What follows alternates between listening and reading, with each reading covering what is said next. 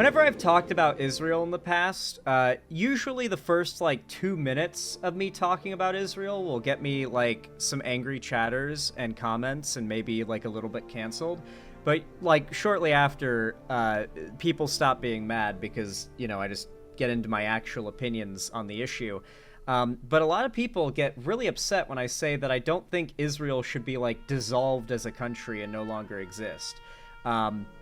I think it's fine for Israel to exist. My problem is that Israel's foreign policy has been to continuously, imperialistically claim land with their settlement claims, while also engaging in nearly indiscriminate, wide-scale attacks on their enemies within civilian populations that lead to genuinely sickening levels of civilian and innocent bystander death, particularly of children, elderly, and just, other non-threatening, these are just inexcusable acts, right?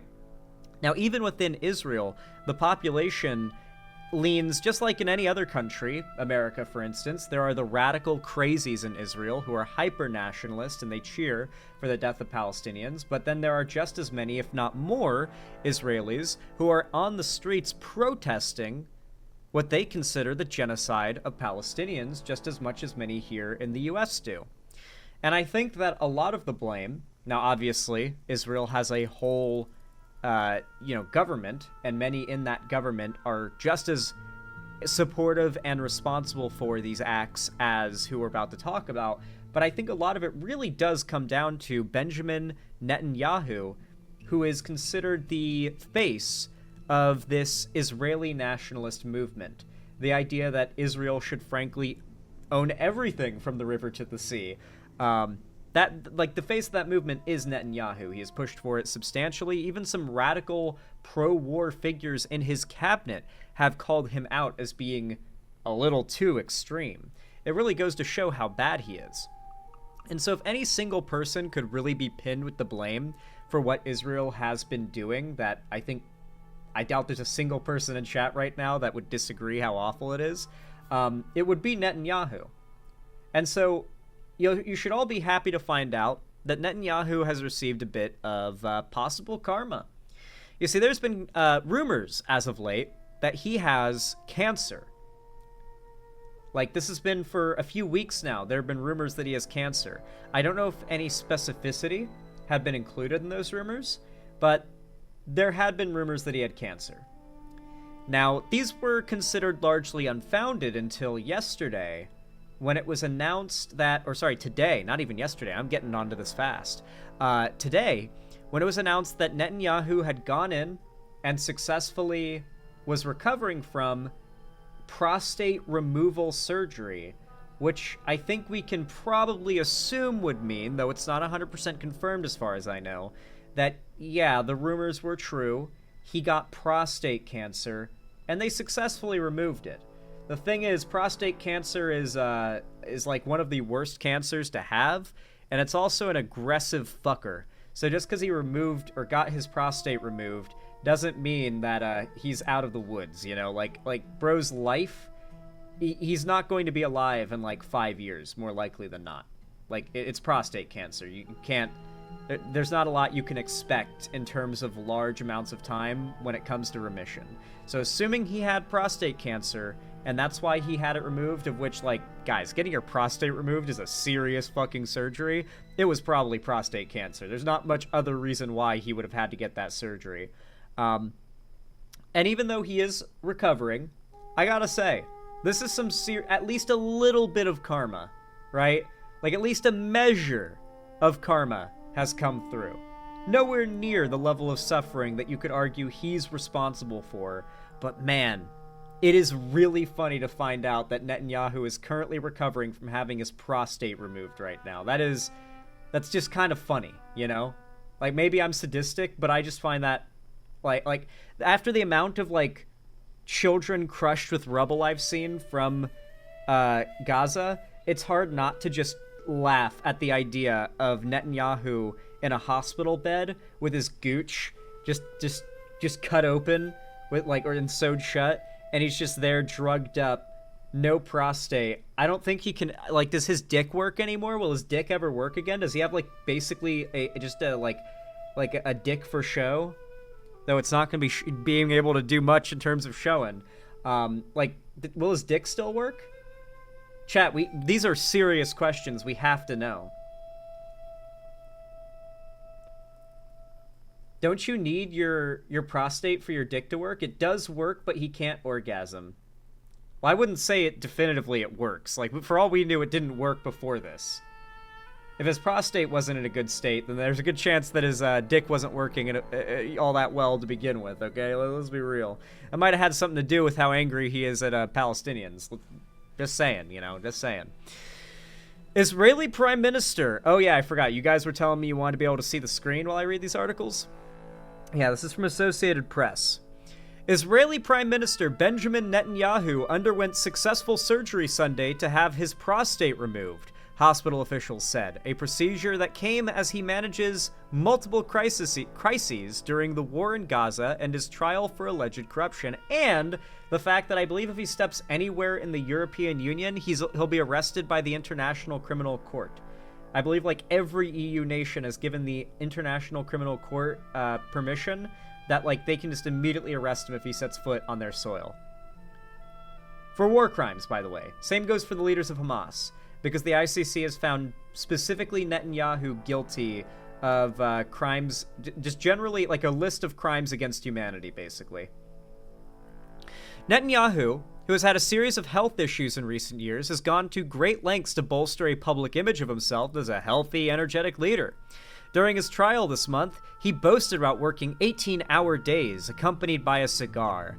But as Israel's longest-serving leader, such a grueling workload over a total of 17 years in power could take a toll on his well-being. Netanyahu, who's 75, is among older world leaders, including U.S. President Joe Biden, who's 82, President-elect Donald Trump, who is 78, Brazil's President Luiz Inácio Lula da Silva, 79, and Pope Francis, 88, who have come under scrutiny for their age and health issues. The other examples I get, but like Pope Francis, really? Like, isn't the Pope, like, the point of it supposed to be a lifelong appointment unless he gives it up? And they have to do like a whole massive, like, pain in the ass process to pick the next Pope? Netanyahu's latest condition is common in older men, but the procedure has had some fallout. Oh, okay, maybe it wasn't prostate cancer. Maybe it was just, like, shit prostate? Like, 70-year-old man, like, prostate going to shit? The judges overseeing his trial accepted a request from his lawyer on Sunday to call off 3 days of testimony scheduled this week. That's fair. I mean, fuck Benjamin Netanyahu, but he actually wouldn't be in a state to appear in court. The lawyer, Emmett Haddad, had argued that Netanyahu would be fully sedated for the procedure and hospitalized for a number of days. Dr. Ofer Gofrit, head of the urology department at Jerusalem's Hadassah Medical Center, said in a video statement late Sunday that the procedure had gone well and, quote, there was no fear of cancer or malignancy. Ah, dang it! Listen, at least we have the silver lining of Benjamin Netanyahu no longer has a prostate. That is objectively funny. We only hope for the best, he said. In a statement, Netanyahu thanked his doctors. His office said he was fully alert and was taken to an underground recovery unit fortified against potential missile attacks. That seems a little excessive, but okay. Netanyahu was expected to remain in the hospital for several days of observation. Justice Minister Yariv Levin, a close ally, served as acting prime minister during the operation. With so much at stake, Netanyahu's health in wartime is a concern for both Israelis and the wider world. As Israel's leader Netanyahu is at the center of major global events that are shifting the Middle East, with the dizzying pace of the past 14 months, being incapacitated for even a few hours can be risky. Netanyahu will be in the hospital at a time when international mediators are pushing Israel and Hamas to reach a ceasefire in Gaza, and as fighting between Israel and Yemen's Iran-backed Houthi rebels intensifies. Prostate issues are common and in many cases easily treatable. Still, the procedure puts a dent in Netanyahu's image of vigor at a time when he would want to project strength more than ever. both to an Israeli audience navigating constant threats as well as to Israel's enemies looking to expose its weaknesses. Yeah, I gotta be honest, of all the things that he could have had to have happen, like a heart surgery, like a broken arm or hip, like it could have been anything. But it was having to get his shit prostate removed. I don't know, I feel like that is actually kind of an embarrassing procedure, even if it's really common and normal. I feel like that's something that's very easy to perceive or twist into a negative or demasculinizing thing, right? Because you have to remember, Netanyahu is a machismo-fueled, like, borderline fascist, if not over, just straight up fascist. And a big part of that is his machismo, the idea that he can present himself as a strong man that the people can rally behind. And I feel like that level of like incontinence and sexual dysfunction, like that, those are the things associated with this, and I feel like that's going to affect how much of a strong man he can make himself seem. Netanyahu insists he is in excellent health. Oh, he has a heart condition. Netanyahu insists he is in excellent health. His office releases footage of him touring war zones in full protective gear flanked by military officers or meeting with defense officials on windswept hilltops in youthful dark shades and puffer jackets. I mean, Russia does the same thing. That image was shattered last year when Netanyahu's doctors revealed that he had a heart condition, a problem that he had apparently long known about but concealed from the public. A week after a fainting spell, Netanyahu was fitted with a pacemaker to control his heartbeat. Only then did staff at the Sheba Medical Center reveal that Netanyahu has for years experienced a condition that can cause irregular heartbeats. The revelation came as Netanyahu was dealing with massive anti-government protests. The news about a chronic heart problem stoked further anger and distrust during extreme political polarization in Israel. Last year, Netanyahu was rushed to the hospital for what doctors said likely was dehydration. He stayed overnight, prompting his weekly cabinet meeting to be delayed. Earlier this year, Netanyahu underwent hernia surgery, during which he was under full anesthesia and unconscious. Levin served as acting prime minister during the operation. Guys, you know what this seems like?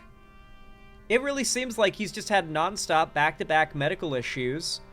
And his health may not be anywhere near as good as he would want everyone to believe it is, and that it's all, like, a lot of his health is propaganda. Why else would they be doing these, like, phony photo shoots where it's like, whoa, look, he's out doing things. Whoa! Like, it feels like he could literally be, like, his body is shutting down. He's needing to go to the hospital and have surgeries multiple times a year at this point.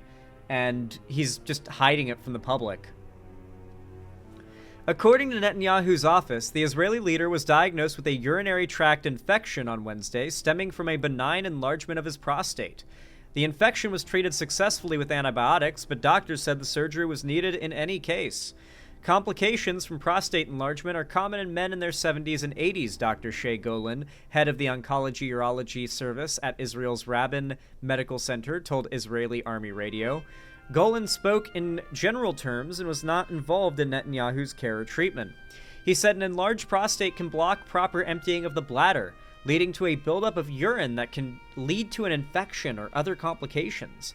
After medical treatment, doctors can recommend a procedure to remove the prostate to prevent future blockages, Golan said. So he literally had to get it removed to prevent himself from having, like, urinary tract infections. I don't know. I feel like that's embarrassing for someone who wants the world to think he's this badass, big, strong man, machismo leader, you know? In Netanyahu's case, because the prostate is not cancerous, Golan said doctors were likely performing an endoscopic surgery, carried out by inserting small instruments into a body cavity rather than making it surgical cuts in the abdomen to reach the prostate.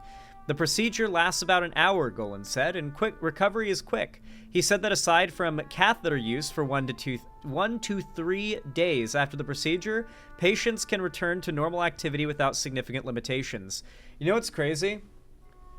A lot of this, like, recovery and process reminds me a lot of the process for a hysterectomy, which my mom got recently, and I can tell you, from being with her while she was recovering, he is not having a great time. He's not having a miserable time. But he's not having a great time. That's for sure. And I can tell you the catheter thing, not fun, apparently. Not fun. Dude has to use a catheter? That sucks, bro. You know what that is, right? They literally shove a tube, like, in your dick hole, so far up your dick hole that it, like, goes inside of you. Like, into you. Dude, that alone, I feel like must be enough torture for me to feel happy about Netanyahu's situation. That's actually very funny. Apparently his manhood is no more. No. There's nothing here about them cutting off his dick. As funny as it would be for the surgery to have been botched and for them to have had to, like, remove his entire dick and balls, unfortunately, there is no God, and thus perfect things do not occur. You didn't read my first message? I knew a guy who ripped his out. Oh, Jesus. Okay, that's who you're referring to. Good lord. Oh my god. You knew a guy who ripped his off. That's actually, psychotic? I hope they're okay. Dude, what the hell? Hysterectomy recovery is much worse. You're not wrong about that, but if it's anything like that, and by the sounds of how it's being described in that article, it's a bit like that, then trust me, he's not having a good time. There we go. A salute to our fallen soldier, Netanyahu's prostate. Rip Netanyahu's prostate indeed. So stupid. Anyway, if you guys enjoyed this segment, if you found it entertaining, perhaps somehow even educational or enjoyable, then please consider leaving a like and a comment. It's the best way to support the channel. It's totally free, and the combination of thumbs up and comments is actually the best way to support my content. So yeah, I really do appreciate it. Subscribe and ring the bell icon if you haven't already so that YouTube actually tells you when I go live or upload new videos, because if you don't, they won't.